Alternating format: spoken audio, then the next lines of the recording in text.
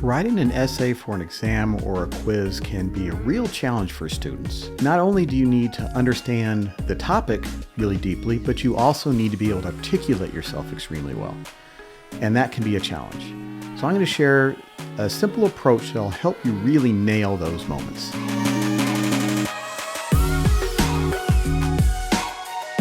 So the first and most important thing on addressing an essay question, whether that's on an exam or a quiz, is to really understand the question, to really break it down so that you can get it into parts that are easier to approach. Okay, so the best way to maybe discuss this a little bit is with a simple example. So let's look at this question.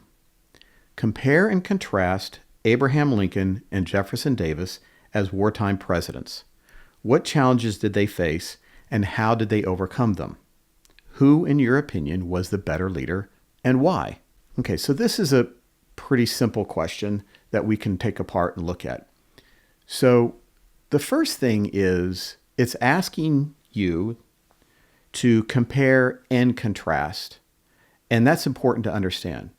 A lot of students would look at that and say, I'm going to just compare them or I just contrast them, but this is asking you to do both. So you need to be very thoughtful about finding things about Abraham Lincoln and Jefferson Davis that are similar, that's the compare part, and also things that are different, that's the contrast part.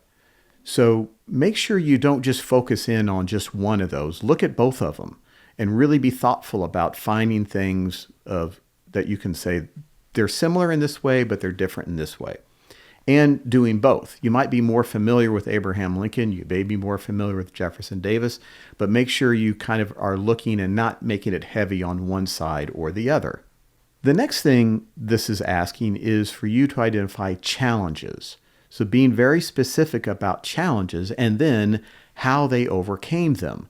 So there might be other facts maybe of interest to you to talk about these two, or maybe again, just on one of them, but that's not the question. This isn't things that they did great. This is the challenges that they faced.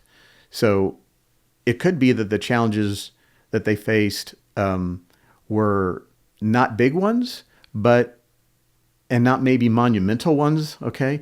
But identify those challenges that they had and how they overcame them. And again, going back to the first question, they're asking it for both Abraham Lincoln and Jefferson Davis. So don't, again, be really heavy on one or the other. You need to focus on both.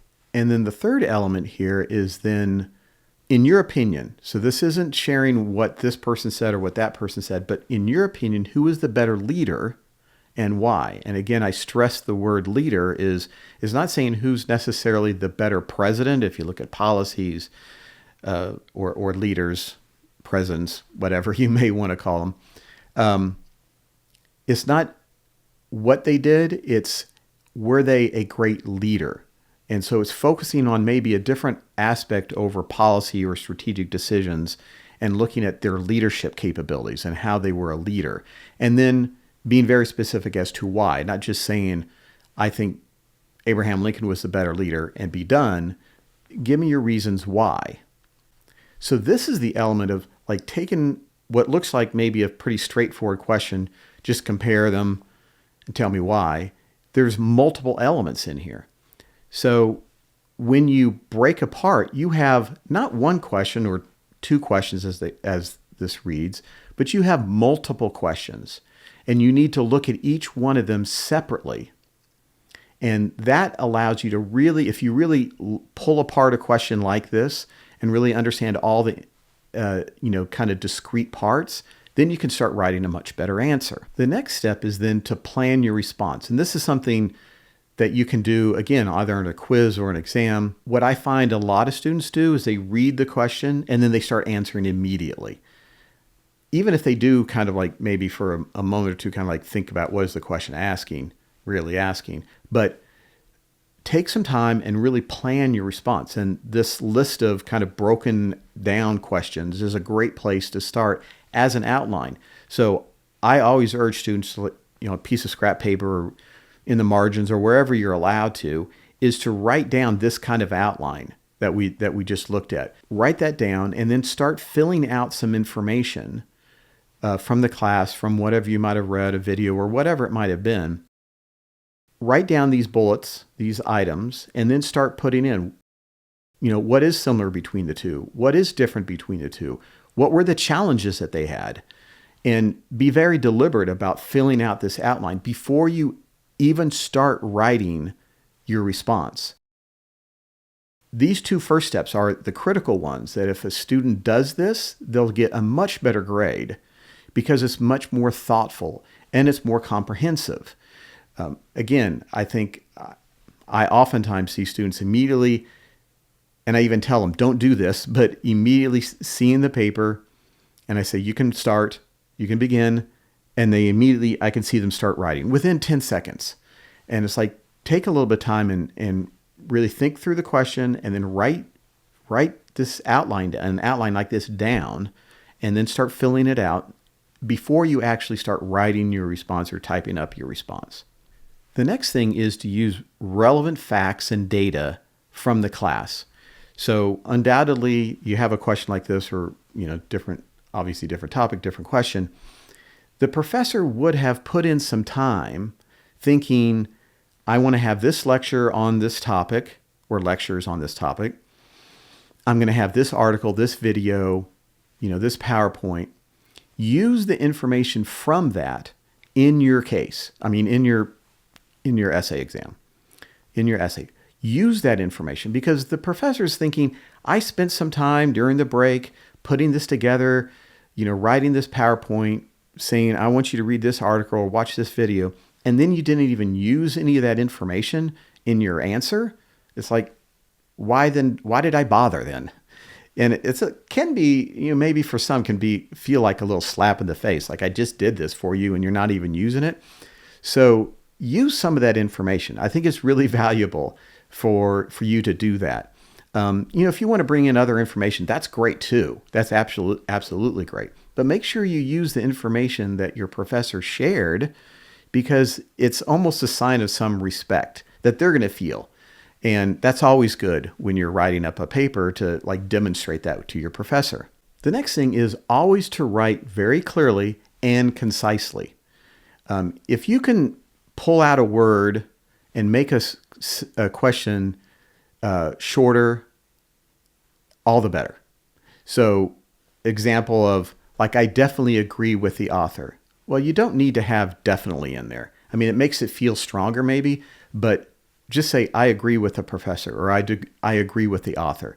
Just take out those extra words because it just makes it sharper, cleaner, and I think a professor generally is going to like that cleaner. Now, that's me. That may not be your professor. Your professor may like a lot of that, what I would call fluff, but it just depends on your style, but your professor's preference.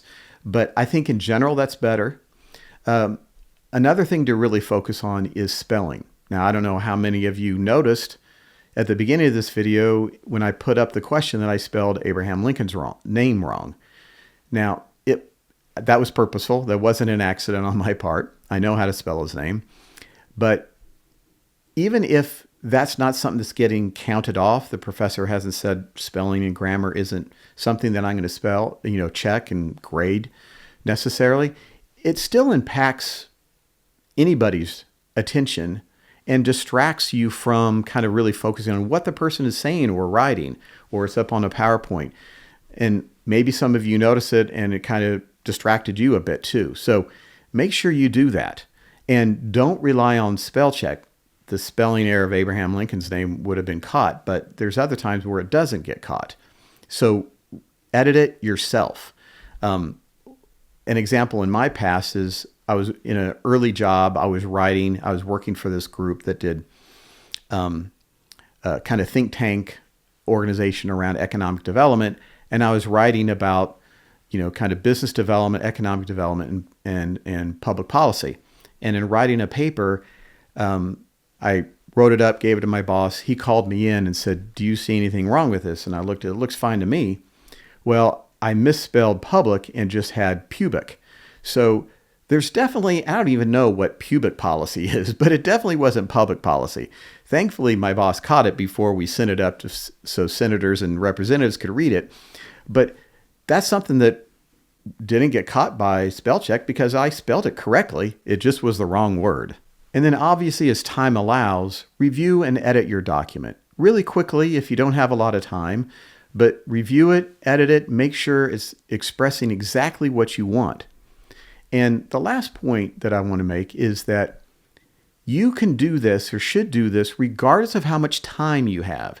If you have 15 minutes for like an online quiz, or you're doing a quiz in class, or a longer test, even if you only have 15 minutes, take 2, 3 minutes, 4 minutes to do these first 2 steps of really understanding the question, writing out an outline, and putting some thoughts down.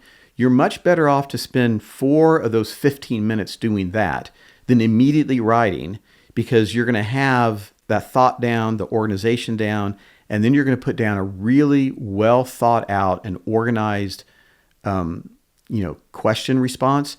And professor's going to grade that much better than if you have something longer but doesn't have any structure. So regardless of how much time, take 20% of the time that you're allotted for that particular question and do this exercise, do this process. I guarantee you the response will be much better and your grade will be much better.